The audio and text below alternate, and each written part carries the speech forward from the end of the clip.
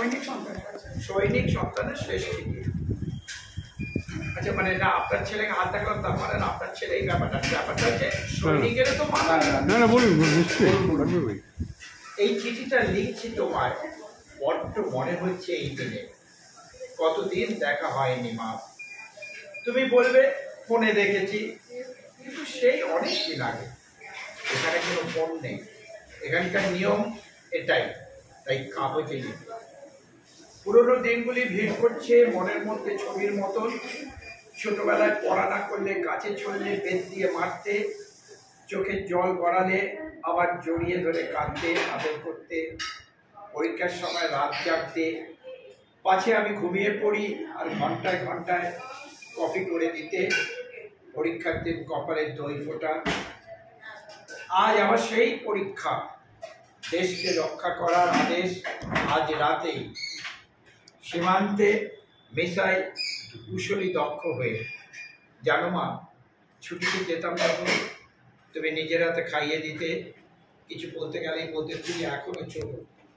কতদিন এইভাবে খাইয়ে যায় দিইনি। তোমার হাতে লাউ চিংড়ি, মুড়োঘণ্ট, তেলকই আর ভাজা মুখের ডাল আজও মুখে জিভে লেগে আছে।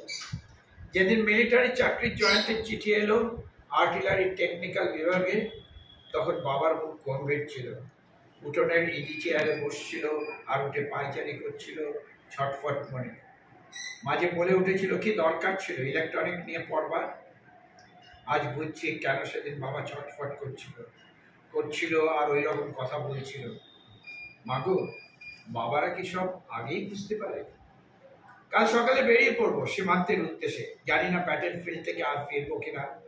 সৈনিকের জীবনে নিশ্চয়তা শব্দটা নেই, তবে প্রতিজ্ঞা করছি সত্য শেষ রাখবো না। যদি না ফিরে আসি তবে কফিনটা অবশ্যই যাবে তোমাদের কাছে। কাঁদবে না, জানবে দেশ মার জন্য শহীদ হয়েছি।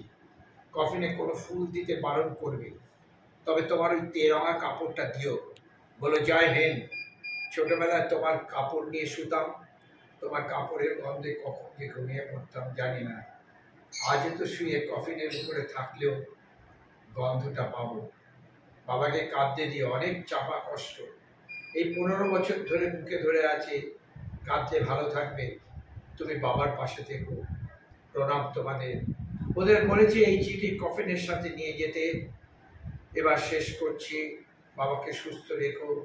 জয় হিন্দ, জয় ভারত।